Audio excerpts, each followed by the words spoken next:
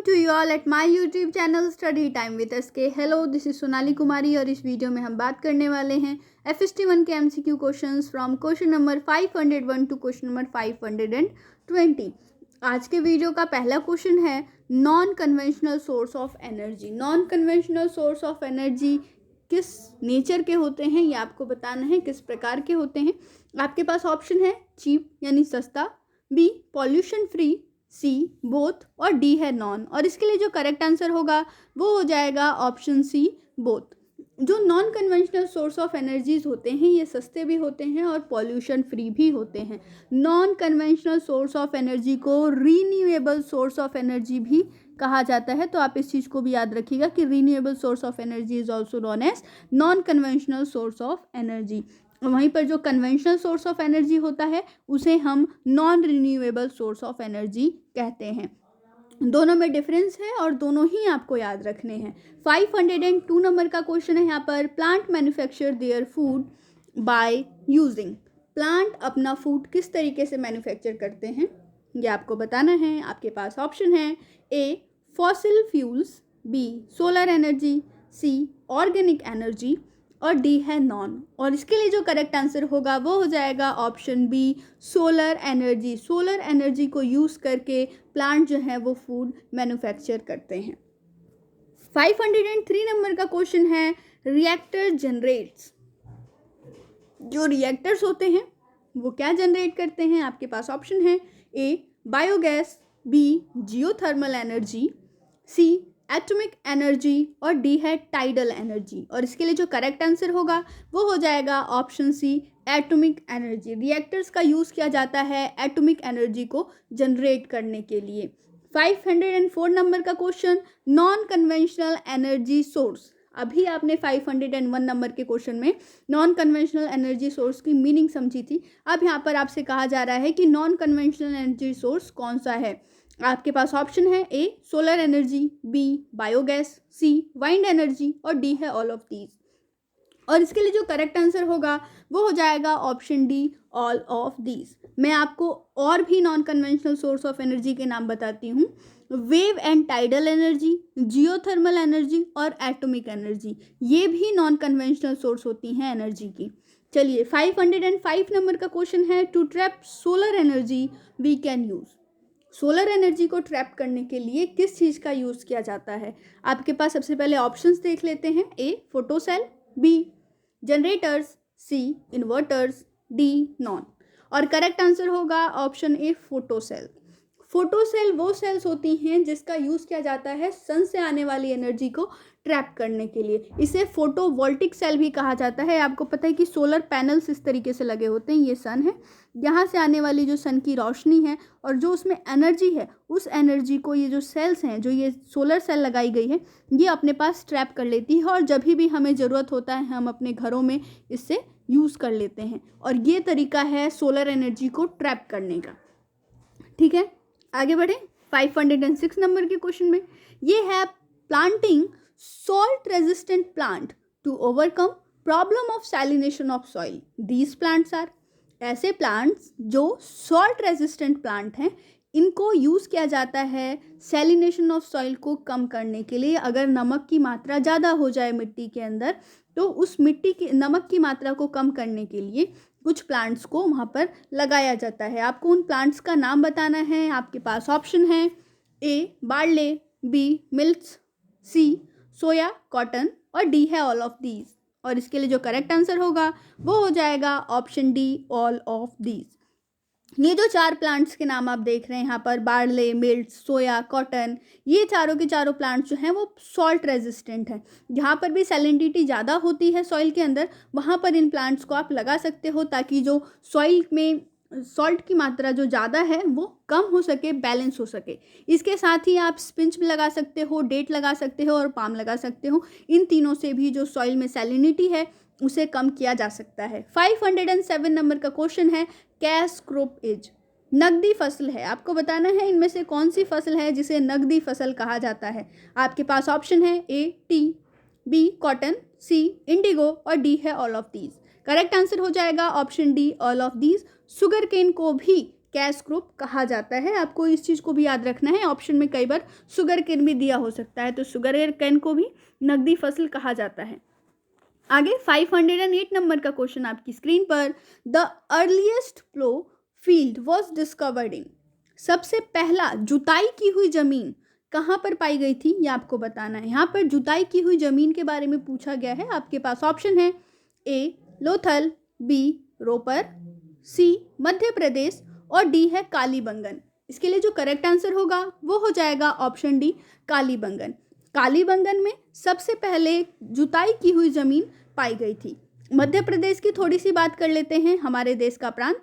यहाँ पर सबसे पहले वर्ल्ड पाउट्री की ओरिजिन पाई गई थी, यानी कि यहीं से वह उद्गम क्षेत्र है, उद्गम स्थल है जहाँ से पूरे दुनिया के अंदर पोल्ट्री सिस्टम आया। पोल्ट्री सिस्टम वो होता है जिसके अंदर अंडे देने वाले पक्षियों को पाला जाता है, जैसे कि मुर्गी हो गई, बतख हो गया, इन सभी चीज़ों को इसमें पाला जाता है। 509 नंबर का क्वेश्चन है, sweet potato, pumpkin, potato, Maggi came from which country. ये रोज़मर्रा से जिन आप अनाज को देखते हैं, ये वो अनाज हैं, वो सब्जियां हैं जो किस कंट्री से आई हैं। आपको उस कंट्री का नाम बताना है। आपके पास ऑप्शन है A America, B western Asia, C Africa, D China.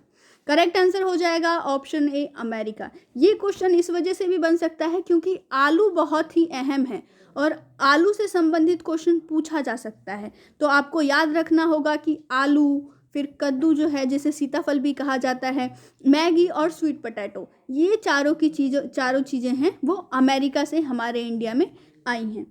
510 number का क्वेश्चन है, rabi crops are sown between months.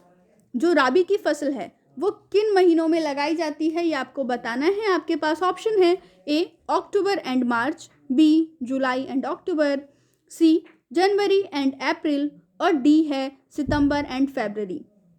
Correct answer हो जाएगा ऑप्शन ए अक्टूबर से मार्च के बीच में राबी की फसल लगाई जाती है। थोड़ा सा हम इसके बारे में ट्रिक अगर देखें तो इसका ट्रिक है OMR। ठीक है, अभी आपका OMR बेस्ड OMR सीट पे एग्जामिनेशन होने वाला है, वहाँ से आप याद रखिए कि अक्टूबर से मार्च के बीच में राबी की फसल लगाई जाएगी। और राबी के फसल को पोस्ट मॉनसून क्रॉप भी कहा जाता है क्योंकि ये मॉनसून के बाद लगाई जाने वाली फसल है। तो आपके पास यहाँ पर दो तरीके हैं याद करने के लिए। राबी वो फसल है जो मॉनसून के बाद लगाई जाती है और ये अक्टूबर से मार्च के बीच में लगाई जाती है। आगे बढ़ेंगे, खरीफ फसल की यहाँ पर बात करेंगे 511 नंबर के क्वेश्चन में। यहाँ पर है kharif crops are sown between months. जो खरीफ की फसल है वो किस महीने में लगाई जाती है, आपको बताना है। आपके पास ऑप्शन है A October and March, B July and October, C January and April और ऑप्शन डी है September and February. Correct answer हो जाएगा option B July to October. Trick है जोक, आपको जोक से याद रखना है कि जो खरीफ की फसल है वो लगाई जाती है जुलाई से अक्टूबर के बीच में।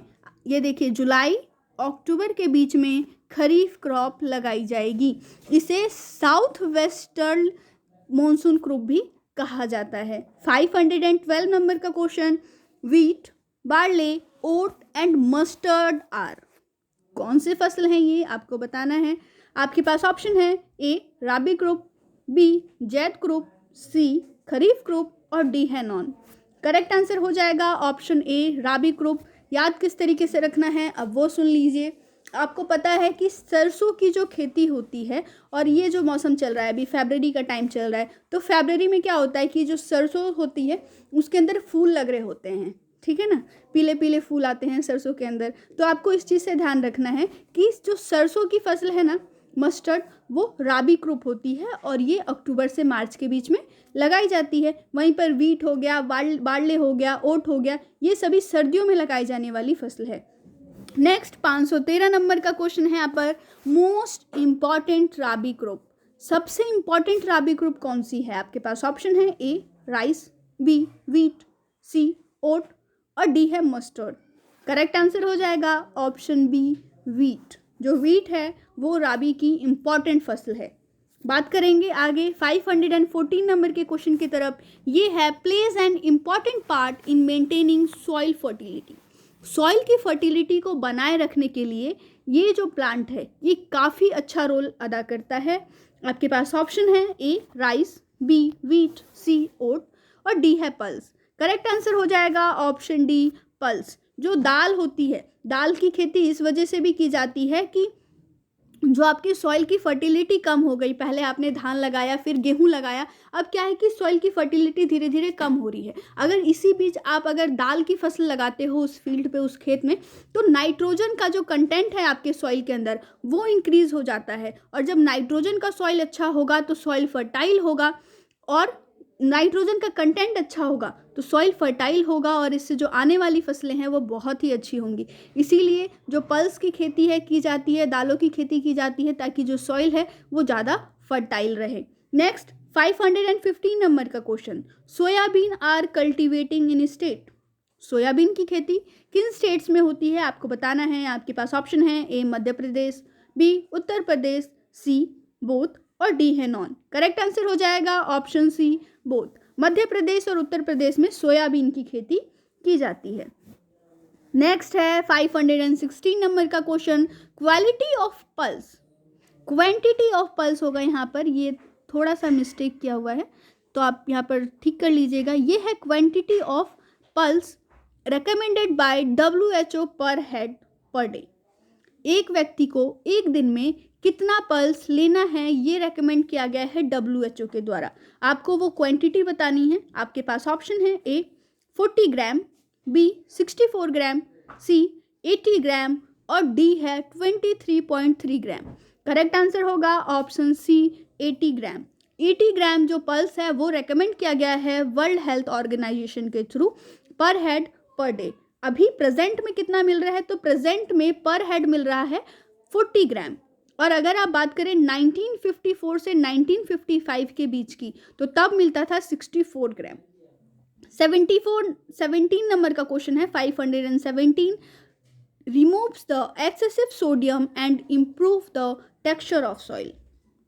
एक ऐसा फसल, एक ऐसा क्रॉप जिससे सोडियम जो एक्सेस है उसको रिमूव किया जा सकता है, कम किया जा सकता है, और जो आपका टेक्सचर है सॉइल का वो भी इम्प्रूव हो सकता है। आपको उस फसल का नाम बताना है। आपके पास यहाँ पर ऑप्शन है आपकी स्क्रीन पर, और करेक्ट आंसर हो जाएगा ऑप्शन ए सुगर बीट। जो सुगर बीट होता है वो रिच इन सोडियम होता है। जिन लोगों के बॉडी में सोडियम की कमी होती है उन्हें सुगर बीट खाना चाहिए, क्योंकि इसमें जो सोडियम का कंटेंट है वो बहुत ही अच्छा होता है। और ये अगर आपके फील्ड के अंदर एक्सेसिव सोडियम मौजूद है तो आप वहाँ पर शुगर बीट लगा सकते हो, ताकि जो सोडियम की मात्रा है वो कम हो सके। 518 नंबर का क्वेश्चन बहुत ही इंपॉर्टेंट है, और इस क्वेश्चन को हम सभी करीब करीब बहुत ही अच्छे से जानते हैं। यहाँ पर है कि to improve the production of sugar cane what assurance must come from sugar mills and corporate houses. Sugar के प्रोडक्शन को इम्प्रूव करने के लिए, शुगर केन के गन्ने की जो गुणवत्ता है, जो उसका प्रोडक्शन है, उसको बढ़ाने के लिए क्या एश्योरेंस, क्या भरोसा मिलना चाहिए शुगर केन के मिल से। आपके पास ऑप्शन है A remunerative price guarantee, B है एश्योर्ड सेल, सी बोथ और डी है नॉन। करेक्ट आंसर होगा option B, option C both. Remunerative price guarantee होनी चाहिए कि जो प्राइस है उसकी गारंटी मिले कि हाँ इतने दिनों में जो आपका गन्ना है उसका भुगतान कर दिया जाएगा। इससे जो हमारे गन्ना किसान हैं उनको प्रोत्साहन मिलेगा, और जो प्रोडक्शन है शुगर केन की वो इंक्रीज़ हो जाएगी। सेल एश्योर्ड होना चाहिए, जो आपका गन्ने की उपज है वो सभी के सभी अगर शुगर केन के मिल्स जो हैं वो लोग खरीद लेते हैं तो इससे भी जो गन्ने के किसान हैं उनको मदद मिल सकती है। अच्छी क्वालिटी का जो सीड उन्हें प्रोवाइड किया जाए और फैसिलिटीज़ दी जाए तो भी जो प्रोडक्शन है शुगर केन का उसे और भी अच्छे से इम्प्रूव किया जा सकता है। 519 नंबर का क्वेश्चन है whose milk easily absorbed in our digestive system. किसका मिल्क है जो हमारे डाइजेस्टिव सिस्टम में इजीली एब्जॉर्ब हो जाता है। आपके पास ऑप्शन है A cow, B buffalo, C goat और डी है नॉन। करेक्ट आंसर हो जाएगा ऑप्शन सी गॉट। बकरी का जो दूध होता है कहा जाता है कि ये जो डाइजेस्टिव सिस्टम है उसके अंदर इजीली एब्जॉर्ब हो जाता है, और जो लोग बीमार होते हैं उनके लिए भी डॉक्टर्स रेकमेंड करते हैं कि वो लोग बकरी का दूध पिए, गॉट का मिल्क लें।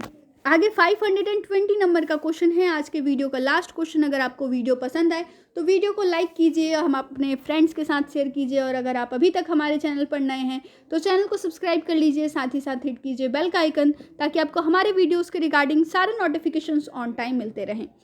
520 नंबर का क्वेश्चन है, fisheries refer to catch fish from rivers and reservoirs. एक ऐसी फिशरीज की पद्धति जिसके अंदर फिश को रिवर और रिजर्वायर्स में से कैच किया जाता है, पकड़ा जाता है, और इसके बाद उन्हें बेच दिया जाता है। आपके पास ऑप्शन है, A pond culture, B culture fisheries, C composite fish culture, और डी है capture fisheries. Option D correct हो जाएगा, कैप्चर फिशरीज। कैप्चर फिशरीज में ये होता है कि जो मछुआरे होते हैं वो रिजर्वायर में जाएंगे, रिवर्स में जाएंगे, और वहाँ से मछलियों को पकड़ के ये नहीं देखेंगे कि उनकी साइज़ क्या है, क्या वो ऑप्टिमम ग्रोथ हो चुकी है उनकी या नहीं हुई है, बस वो उस मछली को ले जाके बेच देंगे। ये कैप्चर फिशरीज होता है। कल्चर फिशरीज के अंदर क्या होता है कि जो मछलियाँ हैं उनको पाला जाता है वहाँ पर, और एक ऑप्टिमम ग्रोथ हो जाने के बाद उन्हें वहाँ से पकड़ा जाता है और फिर मार्केट में सेल किया जाता है। और नेक्स्ट जो है कंपोजिट फिश कल्चर, इसके बारे में आप 521 नंबर के क्वेश्चन में पढ़ेंगे। तब तक के लिए स्टे ट्यून। जय हिंद, जय भारत।